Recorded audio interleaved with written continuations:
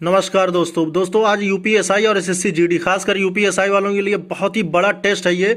मैंने टिक तो कर दिया, लेकिन दोस्तों ये जो क्वेश्चन है इसमें आपको मैं बता रहा हूँ दोस्तों 90% ऐसे ही यूपीएसआई 90 क्या 100% आप मान लीजिए कि यूपीएसआई के एग्जाम के पॉइंट ऑफ व्यू से ये बहुत ज़्यादा इंपॉर्टेंट है। तो वीडियो के लास्ट तक बनाना, हर क्वेश्चन का आंसर आपको देना है। और अगर मैंने टिक किया है तो आप एक बार इसको रिवाइज जरूर कर लीजिए। सबसे पहले देखते हैं मैथिली का विकास किस अपभ्रंश से माना जाता है दोस्तों। तो ये मागधी अपभ्रंश से मैथिली का विकास माना जाता है। आपने जाना होगा कि इसके साथ साथ शौरसेनी है, मागधी है और जितने भी टाइप के हैं, या आपने अर्धमागधी, महाराष्ट्री जितने भी हैं, इन सब के बारे में आपको पता होना चाहिए। उसके बाद दूसरा क्वेश्चन देते हैं, कीर्तिलता किस भाषा की रचना है। तो दोस्तों ये है कीर्तिलता जो है ये अवहट्ट भाषा की रचना है। उसके बाद अपभ्रंश है, मैथिली है, ब्रज है, इन सब के बारे में आपको थोड़ी बहुत जानकारी और रखनी होगी। उसके बाद तीसरा क्वेश्चन देखते हैं, संविधान के किस अनुच्छेद में देवनागरी लिपि में लिखित हिंदी को संघ की राजभाषा घोषित किया गया है।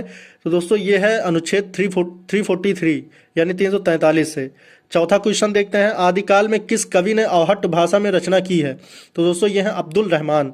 आदिकाल के कवि हैं जिन्होंने अवहट्ट भाषा में अपनी रचना की है, वो हैं अब्दुल रहमान। उसके बाद पांचवा क्वेश्चन देखते हैं, उत्तर भारत में भक्ति का प्रसार करने का श्रेय किसे प्राप्त है। दोस्तों इसमें आप देख रहे होंगे कि जो भक्ति का प्रसार किया गया था उसमें रामानंद को पूरा श्रेय जाता है कि इन्होंने उत्तर भारत में हिंदी का भक्ति का जो प्रसार किया था वो रामानंद है। उसके बाद बात करेंगे शाहजोई किस शाखा की रचनाकार हैं। तो ये हैं ज्ञानाश्रयी शाखा। आप इसमें क्वेश्चन तो बड़े अटपटे देख रहे होंगे, लेकिन दोस्तों यही यूपीएसआई के एग्जाम के पॉइंट ऑफ व्यू से बहुत ज़्यादा इंपॉर्टेंट है। उसके बाद उज्ज्वल नीलमणि के रचयिता जो हैं वो रूप गोस्वामी हैं। रूप गोस्वामी के गुरु का नाम क्या था आपको बताना है। चंदान किस कवि की रचना है। तो चंदान जो है मुल्ला दाऊद की रचना है। इसका जो व्याख्या है वो भी मैं आपको आखिरी में दिखाऊंगा। और वीडियो पसंद आए तो दोस्तों लाइक और शेयर भी कर देना। उसके बाद दक्षिण भारत हिंदी प्रचार सभा मद्रास की स्थापना किसने की थी। तो इसकी रचना की थी महात्मा गांधी ने। किसकी, दक्षिण भारत हिंदी प्रचार सभा की। उसके बाद 10वां क्वेश्चन देखेंगे कि छायावाद, इसमें दो दिए हुए हैं, इसमें दो में से कौन सा सही है ये आपको बताना है। छायावाद राष्ट्रीय सांस्कृतिक जागरण की काव्यात्मक अभिव्यक्ति है। मतलब जो छायावाद है वो राष्ट्रीय सांस्कृतिक जागरण की काव्यात्मक अभिव्यक्ति है। और दूसरा है छायावाद का सीधा संबंध स्वाधीनता आंदोलन से है। तो इसमें से ये दोनों ही सही है। छायावाद के बारे में आपको ये पता होना चाहिए। उसके बाद 11वें क्वेश्चन पे आते हैं, कौन सी बोली पश्चिमी हिंदी की नहीं है। तो दोस्तों आपको पता है ब्रज भाषा, खड़ी बोली, बुंदेली और हरियाणवी को दो भाषा में और कहते हैं जो कि बांगरू और जाटू है। तो ये सारी की सारी क्या है, ये आपकी है। और कन्नौजी, ये सारी सारी पश्चिमी हिंदी है। इसके अलावा बघेली जो है ये आपकी पश्चिमी हिंदी में नहीं आती है। उसके बाद देखते हैं, हिंदी भाषा के मानकीकरण का सचेष्ट प्रयास किस पत्रिका में किया गया है। तो दोस्तों ये सरस्वती में किया गया है। उसके बाद अनुभूति की फिर आपको ये वाले क्वेश्चन देखने को मिले हैं जिसमें आपको दो कथन दिया हुआ है, इसमें से आपको बताना है कौन सा सही है। अनुभूति की प्रामाणिकता नई कहानी आंदोलन का प्रमुख आग्रह था। इस आंदोलन का आरंभ व्यक्ति केंद्रित कहानी के विरोध में हुआ था। तो इसमें आपको देखने को मिला होगा अनुभूति की प्रामाणिकता, ये जो है ये नई कहानी आंदोलन का प्रमुख आग्रह था। उसके बाद इस आंदोलन का जो आरंभ था वो व्यक्ति केंद्रित कहानी के विरोध में हुआ था। तो दोस्तों आप देख रहे होंगे ये जो आ वाला है ये पूर्णतः और बा वाला जो है ये अंशतः सही है। अगर आपको इसके बारे में पूरी जानकारी होगी तभी आप इसका उत्तर दे पाएंगे। उसके बाद चौथे क्वेश्चन पे चलते हैं, निम्नलिखित में से कौन सी बोली पूर्वी हिंदी की नहीं है।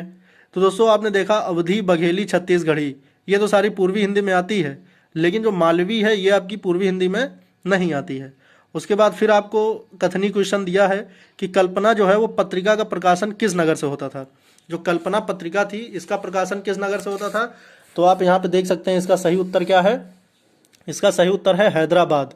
हैदराबाद से होता था कल्पना पत्रिका का प्रकाशन। उसके बाद माध्यम पत्रिका का संपादक कौन है। तो माध्यम पत्रिका के जो संपादक थे वो थे सत्यप्रकाश मिश्र। और उसके बाद रेखा चित्र और संस्मरण के बीच की विभाजक रेखा बहुत सूक्ष्म है। उसके बाद इसमें दूसरा कथन है, इनमें से ये दोनों परस्पर अंतर्भुक्त हो जाते हैं। तो आप इसमें देख सकते हैं जो रेखा चित्र और संस्मरण ये दो चीज़ है, इसके बीच की जो विभाजक रेखा है वो बहुत सूक्ष्म है। मतलब जो रेखा चित्र है और संस्मरण, रेखा चित्र का मतलब कोई एक रेखा वाली चित्र जिसमें सिर्फ रेखाएं हों, और उसके बाद उसका जो संस्मरण है इसके बीच में इसका संबंध बताया है, और ये जो है ये दोनों क्या हैं, परस्पर अंतर्भुक्त हो जाते हैं। तो ये आ वाला ऑप्शन सही है दोस्तों। यूपीएसआई के एग्जाम में ऐसे ही क्वेश्चन आएंगे और आप ऐसे क्वेश्चन देख के दंग रह जाएंगे कि ये क्या पूछ रहा है। तो इसलिए आपको ऐसे क्वेश्चन की प्रैक्टिस करना बहुत ज़रूरी है। उसके बाद फिर 18वें क्वेश्चन को देखते हैं, निम्नलिखित भाषाओं के विकास का सही अनुक्रम बताएं। तो आप अगर अच्छे से भाषा के बारे में पढ़ रखे होंगे तो आपको पता होगा, पहला ऑप्शन में प्राकृत पाली अपभ्रंश हिंदी, उसके बाद पाली अपभ्रंश प्राकृत हिंदी, उसके बाद अपभ्रंश प्राकृत हिंदी पाली। लेकिन बी वाला ऑप्शन जो है वो संस्कृत पाली प्राकृत अपभ्रंश, उसके बाद प्राचीन हिंदी और प्रारंभिक हिंदी, इस टाइप से था। मतलब ये एक सही क्रम है और बी वाला ऑप्शन सही हो जाएगा। उसके बाद निम्नलिखित कवियों का सही कालक्रम बताइए। तो आपको पता होगा सरहपा जो है, सरहपा ही थे जो हिंदी के प्रथम कवि माने जाते हैं, मतलब हिंदी भाषा के प्रथम कवि सरहपा माने जाते हैं। उसके बाद सोम प्रभु, सूरी, और उसके बाद गोरखनाथ, उसके बाद हेमचंद्र। इसका जब मैं अभी आपको विस्तार दिखाऊंगा तब आपको वहाँ से पूरी कन्फ्यूजन दूर हो जाएगा। उसके बाद 20वां देखते हैं, किस लेखिका ने पशु पक्षियों पर केंद्रित रचना की है। तो वो है महादेवी वर्मा, और इनके इसी महादेवी वर्मा को जो साहित्य अकादमी पुरस्कार मिला था, इनकी एक रचना थी यामा, उसी पे इनको साहित्य अकादमी पुरस्कार भी मिला था। उसके बाद 21 क्वेश्चन की बात करें, इन कवियों में सही कालक्रम का निर्देश दीजिए। उसके बाद ये देख सकते हैं आप, केशवदास, चिंतामणि, मतिराम, पद्माकर। मतलब सबसे पुराने केशवदास हैं, फिर चिंतामणि हैं, फिर मतिराम है, और सबसे लास्ट में है पद्माकर। मतलब ये अभी तक रहे होंगे, मतलब सबसे पहले थे केशवदास। उसके बाद फिर देखते हैं 22 नंबर, सही कृति क्रम को पहचानिए। जो कृतियां हैं, जो सबसे पुरानी कृति पल्लव थी, फिर गुंजन थी, फिर युगांत थी, और उसके बाद युगवाणी थी। तो आप इसमें से इसको पहचान सकते हैं। उसके बाद 23 नंबर में, सेठ बांकेमल किसकी रचना है। जो सेठ बांकेमल रचना है ये है अमृतलाल नागर की। उसके बाद पांडेय, बेचन शर्मा, उग्र, यशपाल, भगवती चरण वर्मा, इन सब की कुछ रचनाएं आपको याद रखनी होगी। और जो सीधे साधे क्वेश्चन हैं वो यूपीएसआई में नहीं पूछे जाएंगे। उसके बाद 24 नंबर की बात करें तो वारेन हेस्टिंग्स का सांड कहानी की रचना किसने की है। जो वारेन हेस्टिंग्स का सांड है उसकी रचना किया था उदय प्रकाश ने। उसके बाद 25 क्वेश्चन की बात कर लेते हैं, तो हिंदी नाटकों के मंचन में यक्षगान का प्रयोग किस निर्देशन ने किया। तो इसको किया था गिरीश कर्नाड ने।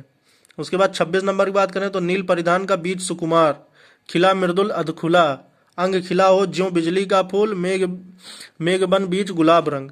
इन पंक्तियों में कौन सा अलंकार है। तो इसमें उपमा अलंकार है। उपमा अलंकार में क्या होता है ये आपको बताना। और उपमा अलंकार कौन से अलंकार का भाग है, अर्थालंकार या शब्दालंकार। उसके बाद आपको देखना है 27 नंबर, निम्नलिखित आचार्यों के बीच क्रम में से कौन सा कालक्रम की दृष्टि से सही नहीं है। तो आपको इसमें सब पता होने चाहिए, तभी आप इसका सही उत्तर दे पाएंगे, क्योंकि इसमें आपको क्वेश्चन पढ़ेंगे तो इसमें पूछ रहा जो सा नहीं है, मतलब इसमें 3 सही